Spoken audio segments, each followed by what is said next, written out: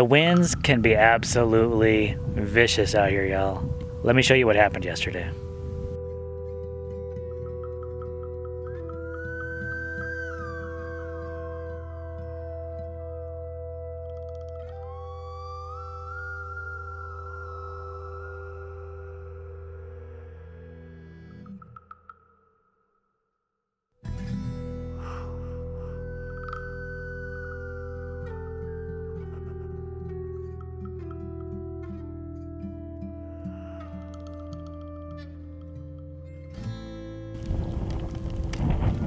Mighty fine work getting that barbed wire in. How you feeling today? I feel okay. What are your thoughts on that roof? I'm not totally surprised. Because I built it? Well, it was like one of the first things that we built out here. And we're kind of thinking it was maybe more of a temporary structure anyway, right? Yeah, I think we were. And, you know, it's for our compost, so I think we kind of had this attitude where... Whatever. Like, yeah, it's not super important, but, you know... But you can't have roofs go flying around, right? No, you can't. You can't, and now we have to deal with it.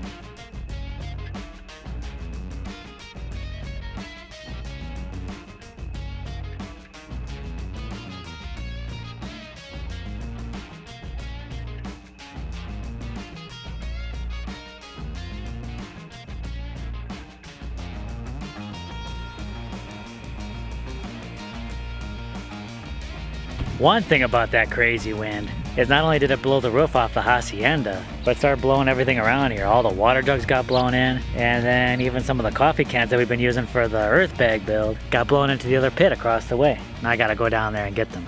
Ugh.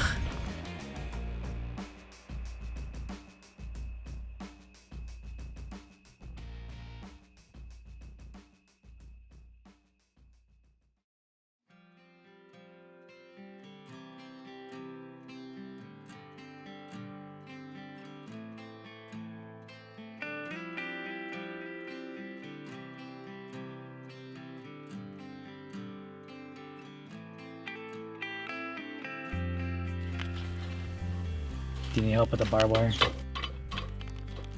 No, I don't think so.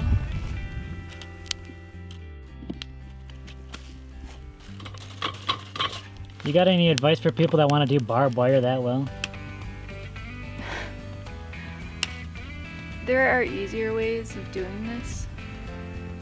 Are you saying we sometimes do things the hard way? Yeah, this is a way that Jim heard of while he was attending a workshop, and I thought it was a good idea because, you know, if you have rocks or bricks holding the barbed wire down, you gotta move them constantly. There's another technique where you can tie bricks to pieces of twine, and then you just throw the bricks over the sides and you keep kind of weaving it as you go, and that actually helps tie the structure together more, but you would have to buy a lot of twine. So this is the way that we're going. It's a little tricky, but after you do it a bunch, it becomes a little easier. It's tough working with the barbed wire because it's a little unwieldy and pokey. Since the wire is twisted together, you use that tension to hold the barbed wire into the bags. Kind of lock the prongs into the bag one way with one set of prongs and another way with the other set of prongs, and it holds it in there. Nice.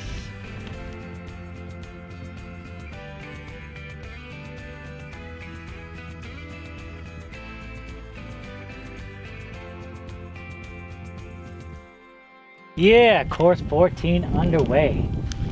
Oh, man, look how close we are to the top.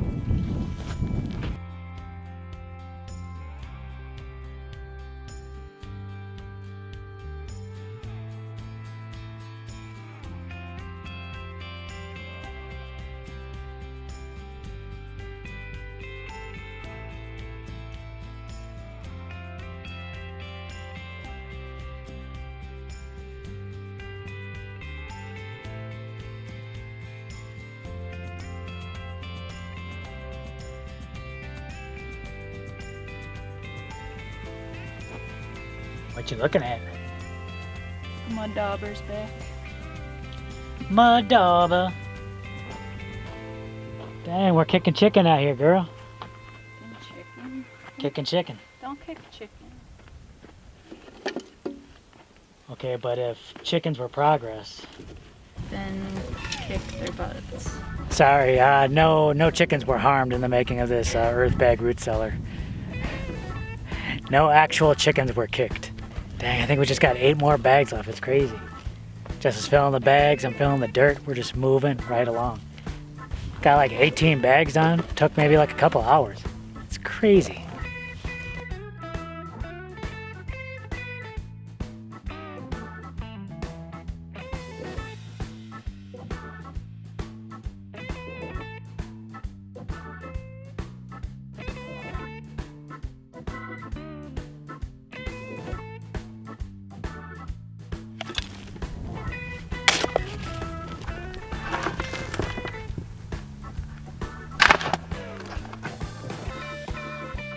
One of the harsh things about doing a course right at the beginning of the day is now that we're done filling, I'm gonna have to start tamping probably on one of the hottest parts of the day, one of the hottest, sunniest parts of the day.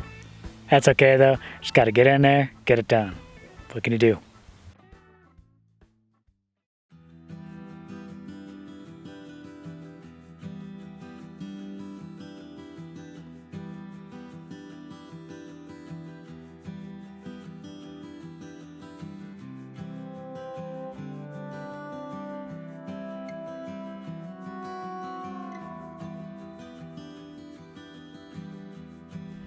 Yeah, the wind did all that. It's crazy.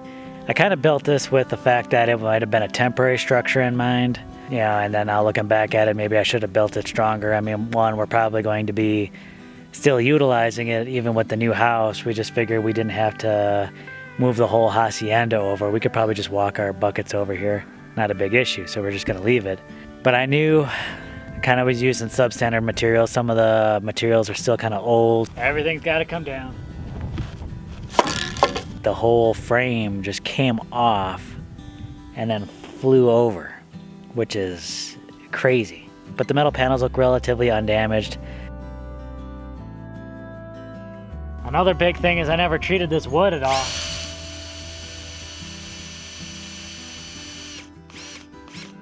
So that could possibly be another issue.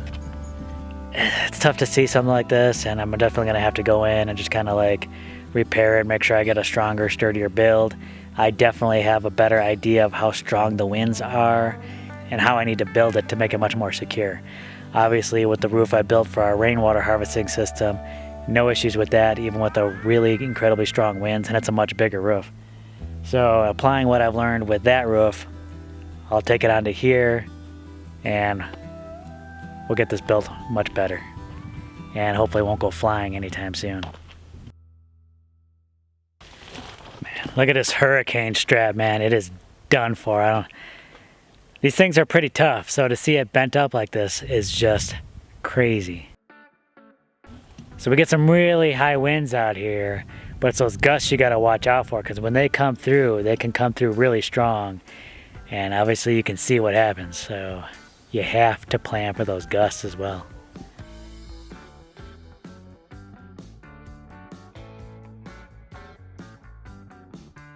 So I took a look at the roof, and I took a look at the hacienda, and this is definitely a failure as to where I had the roof attached to the posts.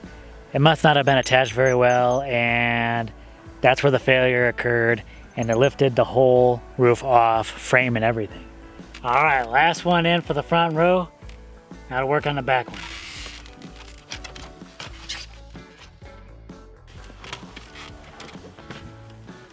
Just double checking the level. As long as I'm redoing things, making sure everything is on the up and up. The front side was definitely good. I'm gonna check this side real quick. See how we're looking. So what I'm gonna do is secure the frame much better to the posts. Get that on there nice and tight. So I bought a little bit more wood. I gotta get this roof back up.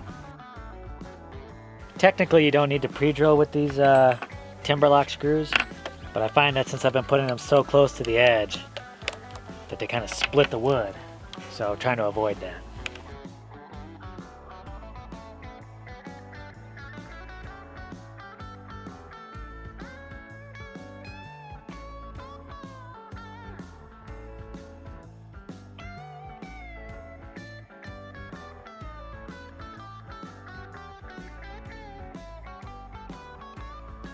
So ultimately, I think the failure of this roof is because I had it resting on these notches in the posts, and those notches got a little sketchy. So I'm doing away with the notches. I'm attaching the boards right to the post with those lag screws. I think this is going to be a lot sturdier. It's looking better already.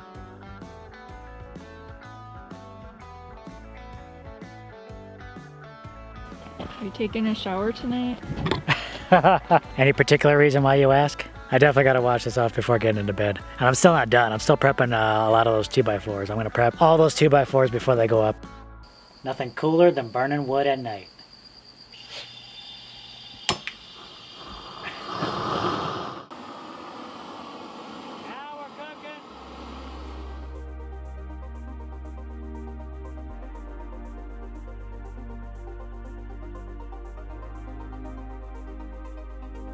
So last night I got it done. Oh my goodness. 20 boards, burned, oiled, ready to go. Time to throw these up on the roof, get it done. It's looking really nice. These boards are looking nice. So I'm gonna lay out all my cards on the table. This is one of the first projects I ever did. I was trying to build something in a hurry that we could use so we could discard our waste properly. Buckets were filling up and I had to get this thing built. It was also built before I knew how to set posts in a straight line. So these posts are definitely not accurate. So none of these boards are going to completely line up with the front fascia board. So I have an idea how to fix that so I can get a nice straight line in between my 2x4s. All right, so I got my string line attached from one end to the other. Everything's looking pretty straight. Now I just have to match up my 2x4s to the string line. We should have a nice straight line going all the way across. I love it. So I'm going to attach each of these 2x4s with hurricane ties. Now, the previous roof I used hurricane straps and those worked amazingly well. But I'm going to move it up a level. I'm going to use these ties. That'll make things even stronger. And plus, I just had a whole bunch of extra from a previous project, so I didn't have to pick up any. I already had them on hand, which is nice. So what I've been doing here is getting a bracket in place. Since I've already lined up the previous 2x4 to the string, I've been pulling that taut and then lining up the next 2x4. Now once that's in place, I can go ahead and secure the 2x4. And I'll just keep going down the line.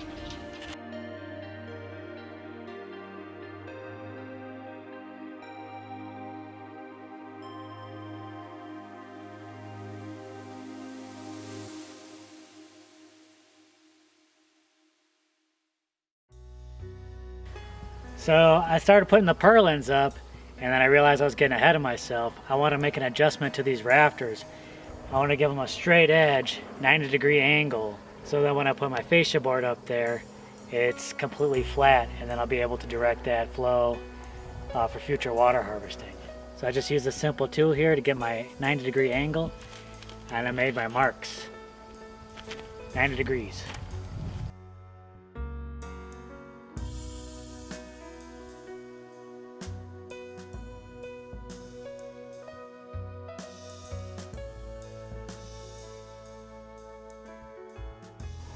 Good morning, crew. Crew, good morning.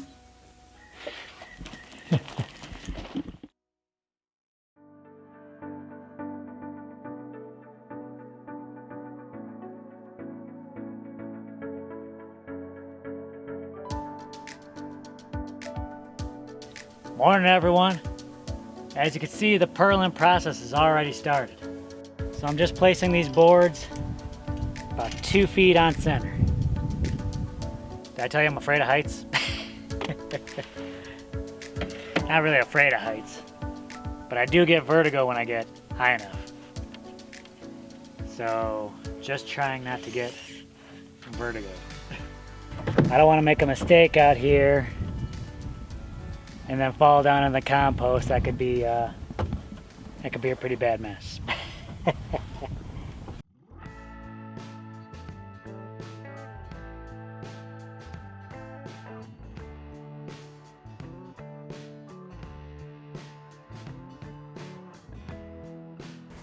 So this is the part I was not looking forward to. I'm gonna have to take this all apart. All the sheet metal I can use, I'm gonna have to scrounge maybe 4 small 2x4s to finish off the purlins. I'm pretty sure these sheets are gonna be pretty hot, so time to glove up. Hot and full of bird poo.